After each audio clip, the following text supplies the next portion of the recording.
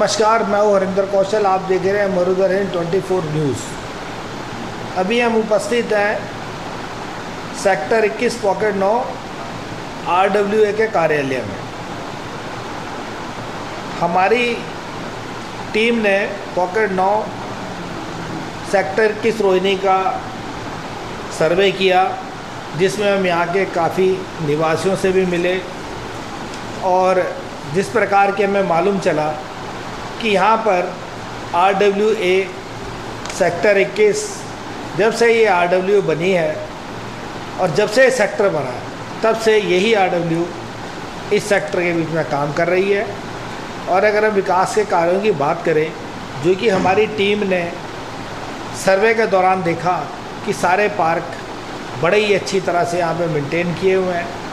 सड़कों की बात करें तो सड़कें भी बहुत अच्छी तरीके से बनी हुई हैं।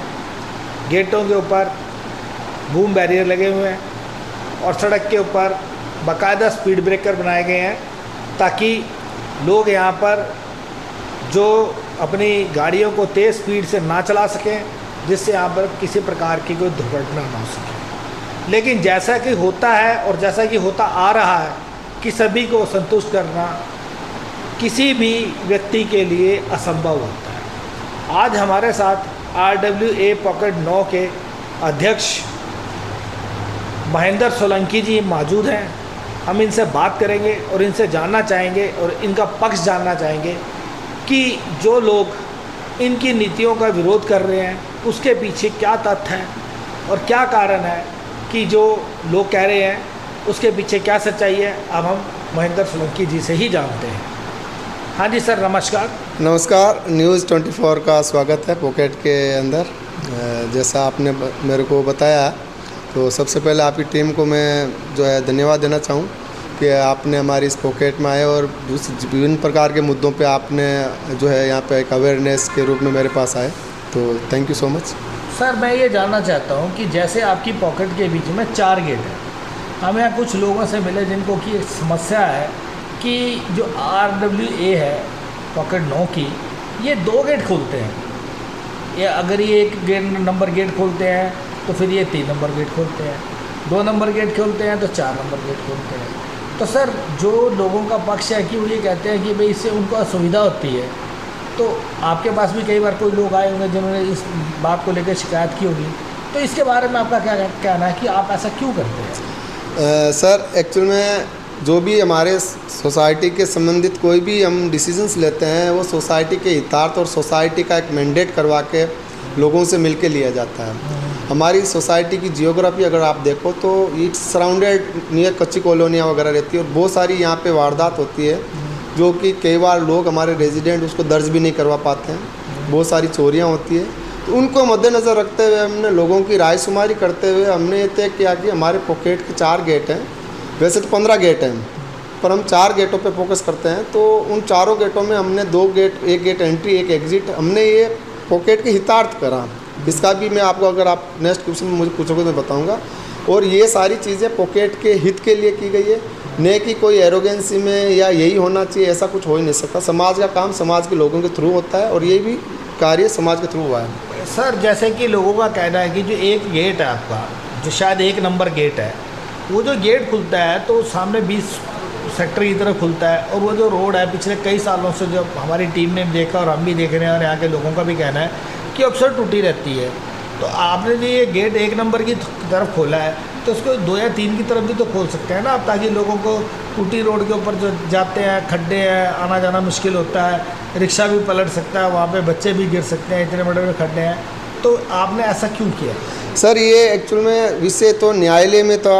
इसका क्या था कि हमारे ही पॉकेट के कुछ लोगों ने SDM को अप्रोच करके 4 गेट खुलवाने की मांग रखी थी कि सारे गेट खुले, और हम इसके और हमारे पॉकेट के ज़्यादातर निवासी ये थे कि भाई सारे गेट एक साथ नहीं खुलने चाहिए, क्योंकि हमारे पास आर्थिक रूप से इतनी हेल्प नहीं होती है कि हम सारे गेटों पे गार्ड को बिठा सकें।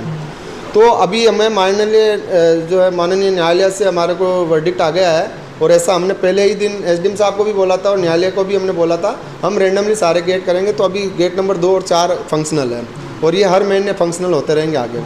सर जैसे कि यहाँ के लोगों का और कहना, जैसे आपने गेट की समस्या का तो बड़े अच्छे तरीके से बताया कि क्यों नहीं खुलते हैं, और ये बात बिल्कुल आपकी ठीक भी है कि यहाँ पर अगर हम बात करें तो सुल्तानपुरी है, मंगोलपुरी है, जहाँ पे कि ज़्यादा वारदातें होती हैं, क्रिमिनल वारदातों का जो है गढ़ माना जाता है, जिसकी वजह से यहाँ पर अक्सर जो है आपकी जो पॉकेट है इसके बीच में भी देखा जाता है। लोगों का कहना है कि यहाँ पर कई अनसोशल एलिमेंट जो है, जो शरारती तत्व हैं, यहाँ घूमते रहते हैं। ये तो आपने जो बंद कर रखा है, और मैं ये जानना चाहूँगा कि जैसे भी आपने कहा 15 गेट है, तो जब आप ये 2 गेट बंद कर देते हैं और 2 गेट खुले रखते हैं, तो क्या आपकी ऐसी व्यवस्था है कि उसके बाद कोई व्यक्ति यहाँ पर अंदर नहीं आ सकता बिना गार्ड की परमिशन के?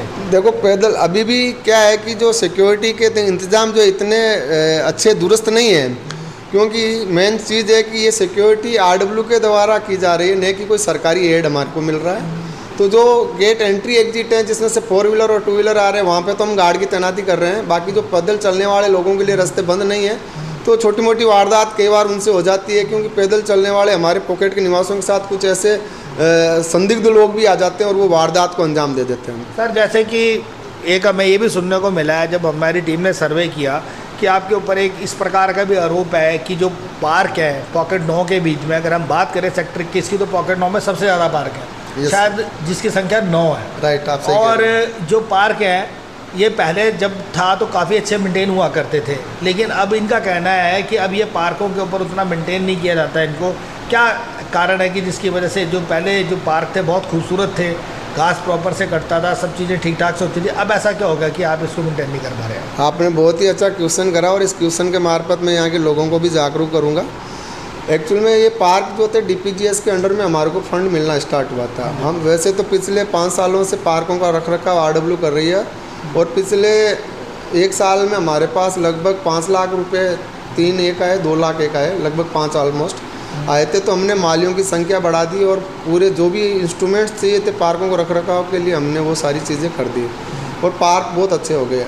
आज हमें भी बड़ा दुख होता है, पर हमने वापस माली, आज हमने 2-3 दिन से माली रखे हैं 2, पर हमें नहीं मालूम उसका खर्चा कैसे निकलेगा, क्योंकि DPGS का पैसा रुका हुआ है, कुछ वेस्टेड इंटरेस्ट के लोगों ने। सर जैसे DPGS का जो पैसा रुका हुआ है उसके पीछे क्या कारण है? जैसे कि मेरे को पता लगा, जैसे हमारी टीम ने सर्वे किया कि ये सारी जो समस्या आ रही है, ये जो आपने RWA का नाम भवसागर रखा है उसकी वजह से है। तो क्या आप इससे विषय में क्या कहना चाहेंगे कि आपको क्या ऐसी नीड महसूस हुई कि आपने इसका नाम बदला? नहीं, ये एक्चुअल में ऐसा कोई वेस्टेड इंटरेस्ट का तो काम था नहीं। सभी लोगों ने बोला कि आसपास की सभी सोसाइटियों का नाम है, तो आप भी अपना एक सोसाइटी का, अपनी सोसाइटी का नाम होना चाहिए, और हमने वो नाम रखा।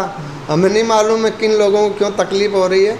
हमने सेक्शन 12 और 12A के हिसाब से सारे कागज़ 2020 से सबमिट कर रखे हैं, और सबकी प्रतिलिपि हमारे पास है, रिसीविंग हमारे पास है, और इसी कारण से आपने इसका नाम चेंज किया था तो उसके लिए आपने वोटिंग भी करवाई होगी जरूर, एनुअल जनरल मीटिंग हुई होगी जिसमें कि ये मुद्दा रखा गया होगा कि इसका नाम बदलना चाहिए, ये आपने अपने आप ही कर दिया था? ये नहीं, ये समाज का काम है, कभी भी अपने आप में नहीं होता, और ये इतना लीगल काम होता है, इसमें अपना आप तो बिल्कुल नहीं होता है। मैंने इस कार्य को लिए, हमने उस समय क्योंकि कोरोना काल था, हम SHO के पास गए थे। SHO ने बोला कि आप गैदरिंग नहीं कर सकते हो, आप डोर टू डोर आप मैंडेट ले लो और उनको आप जमा करा दो। और यही सेम चीज़, इसकी सूचना हमने SDM उस समय थे, उनको आशीष सर थे, उनको हमने सूचना दी थी, उनसे रिसीविंग ली है।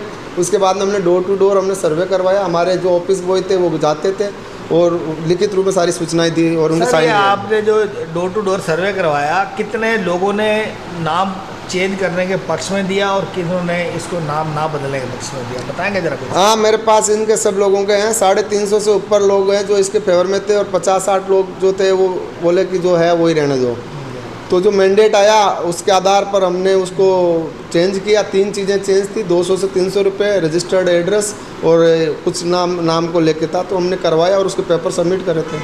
अच्छा, तो अभी जो कानूनी प्रक्रिया चल रही है, तो जो आपने नाम चेंज किया है, जो आपकी कानूनी प्रक्रिया चल रही है अभी SDM ऑफिस के बीच में, क्या आपको वहाँ से कोई सर्टिफिकेट मिल गया इसके लिए, या कोई ऐसी रिसीविंग मिली जिससे कि हम ये कह सकें कि ये जो आप नाम चेंज किया है ये सरकारी का आधिकारिक तौर पे है? देखो, बाकी सारे गवर्नमेंट डिपार्टमेंट से तो हमारे पास चेंज पुराने रजिस्ट्रेशन नंबर के आधार पर ही हमारे को पेन इंडिया, NDPL, MCD इन सब जगह से भवसागर का है। SDM के यहाँ से है, तो SDM साहब ने अभी मेरे को एक लेटर दिया था, उन्होंने बताया कि ये सारे कागज़ मुझे दे दो, और वो हमारे पास एग्जिस्ट कर रहे थे। हमने उनको सबको क्रमबद्ध रूप से लगा के फाइल बना के सबमिट कर दिए। होपफुली हफ्ते 2 हफ्ते में ये काम भी हो जाएगा। सर मैं ये जानना चाहता हूँ कि जब आप आज से 3 साल पहले जब आप अध्यक्ष बने, अध्यक्ष जब बने तो RWA के आपको पेपर मिले होंगे, उसके बीच में जो नाम था, अगर आपने नाम चेंज किया तो जब आपके पास जो कागज़ मिले थे तो उन कागज़ों के बीच में क्या था, वो कागज़ आपको प्रॉपर मिले थे, आपको पूरी तरह से चार्ज मिला था कि नहीं मिला था अध्यक्ष?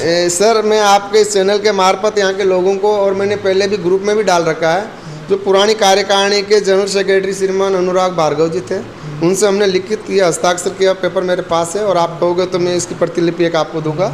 इसमें क्लियर कट उन्होंने मुझे क्या क्या दिया है वो सब कुछ लिखा हुआ है। उसमें कोई भी प्रकार का कोई भी पुराना दस्तावेज या कोई भी फाइल उन्होंने मेरे को कभी भी नहीं दी। और उनके बाद में भी मैंने कई बार उनसे मैंने कहा भाई ये हमारे पास जो पुराना सर्टिफिकेट है वो भी धुंधला आ रहा है, आप कोई नया सर्टिफिकेट या कोई इसकी ओरिजिनल कॉपी है तो आप हमें शेयर कर सकते हो। उन्होंने दिया नहीं था। तो आज की तारीख में हमारे पास कोई भी पुरानी RW, मतलब RW तो हमारी यही है, पुराना कोई भी दस्तावेज हमारे को किसी ने कुछ नहीं दिया। तो सर, आपका कहना ये है कि जैसे आपके पास किसी प्रकार का कागज नहीं मिला तो उस समय जो अध्यक्ष थे कि आपने उनके विरुद्ध, ये जैसे भी आपने बताया कि अनुराग भार्गव जो कि जनरल सेक्रेटरी थे, महासचिव थे, जिसका एक बहुत बड़ा दायित्व होता है महासेक्रेटरी का, सारे तकरीबन कागजात जो भी होते हैं उन्हीं के पास होते हैं, तो जब उन्होंने नहीं दिया तो क्या आपने उनके प्रति कोई कानूनी कार्रवाई की? नहीं, ये एक परिवार का मसला है और हम नहीं चाहते थे कि कोई कानूनी प्रक्रिया का फॉलो करें, क्योंकि ये हमारे बड़े भाई हैं, इनका भी दायित्व है समाज में लोगों को जागरूक करना, और ये सोसाइटी किसी एक व्यक्ति की तो नहीं हो सकती है। आज मैं प्रधान हूँ, कल शायद अनुराग जी रहे या कोई XYZ और कोई बने, बट जो चीज़ें हैं वो पब्लिक डोमेन में साझा होनी चाहिए थी। ये किसी व्यक्ति की धरोहर नहीं है कि अपने घर में अलमारी की शोभा बढ़ाए। और आज हमारे पास जो भी हमने 50 फाइल तैयार कर रखी है RW की, वो हमारे पॉकेट नौ के निवासियों की है, जिनकी सिर्फ हम सेवक मात्र हैं और उनकी रक्षा कर रहे हैं। सर, जैसे जो आपने बड़े अच्छे तरीके से बताया, लेकिन अब जैसे ये पार्क है, इनकी मेंटेनेंस ठीक प्रकार से नहीं हो पा रही है। जैसे कि हमने देखा कि जो आपने बूम लगवाए हैं, बूम अभी काम नहीं कर रहे हैं, तो आने वाले समय में आपका क्या विकास के और क्या कार्य करेंगे आप सोसाइटी के लिए लेके? जो आपकी सोसाइटी में लगभग इस समय 800 घर है, इनके लिए क्या आप सोच रहे हैं? क्या आप इनके लिए नया कोई ऐसा विकास का कार्य लेके आ रहे हैं जिससे सोसाइटी में कोई लगे कि ये, जैसे अभी आपकी देखने में तो ऐसा लगता है कि आपकी जो पॉकेट 9 की सोसाइटी एक मॉडल सोसाइटी है, अब आप क्या करने वाले हैं इसके लिए? एकमात्र मूल मंत्र है, जब तक लोगों का जुड़ाव, लोगों का अटैचमेंट RW के अधीनस्थ, RW के साथ RW को इम्यून नहीं करेंगे, इट विल नॉट हैपन। सबसे पहले इसका मूल मंत्र, इसका जो अमृत जो है वो 300 रुपये लोगों को, रेजिडेंटों को 300 रुपये देने पड़ेंगे। हमें किसी भी प्रकार की आज की तारीख में कोई भी सरकारी चीज़ हमें नहीं मिलती है जिसके तहत हम पॉकेट के किसी भी कार्य को कर रहे हैं। पॉकेट को चलाने के लिए मात्र 1,25,000 रुपये कम से कम अमाउंट है, जो सैलरी का बता रहा हूँ, वो हमें इकट्ठा करके हर महीने गार्डों के लिए और मालियों के लिए रखना पड़ता है। सर, जैसे कि केजरीवाल जी ने जब इलेक्शन हुए थे, आपको याद होगा, म्यूनिसिपल कॉरपोरेशन के, तो उन्होंने एक बहुत अच्छा एक पॉइंट उठाया था कि जो भी RWA का प्रेसिडेंट होगा वो एक मिनी पार्षद होगा। तो क्या उस योजना के ऊपर दिल्ली सरकार ने कोई काम किया? उससे उस योजना के तहत आपको कोई लाभ मिल रहा है? ये क्या होता है कि हर कोई व्यक्ति जब चुनाव के टाइम होता है तो वो चुनावी वादे करता है। मुझे तो आज तक ऐसा कुछ दिखा नहीं, और नहीं मेरे पास कोई भी तरह का काउंसलर या कोई भी तरह का दूसरा सरकारी व्यक्ति जो आया और उसने RW का कंसर्न लिया। यहाँ इतना गंदा पानी की समस्याएं हो रही है, यहाँ पे साफ़ सफाई की बहुत समस्याएं हैं। मेरा कहने का मतलब है, जो लोग यहाँ पे डिस्ट्रक्टिव वर्क कर रहे हैं, I am talking about the resident of the society, at least उनको ये जो मूलभूत मुद्दे हैं उनके ऊपर मिलके काम करना चाहिए। अभी आपने सबसे पहले कि आपकी विचारधारा, मेरी मात्र विचारधारा है पॉकेट का ओवरऑल डेवलपमेंट होना चाहिए, सोसाइटी का विकास होना चाहिए, और इस विकास कार्य में सोसाइटी का हर व्यक्ति अग्रणी रूप से सोसाइटी के RW के साथ खड़ा होकर काम करना चाहिए।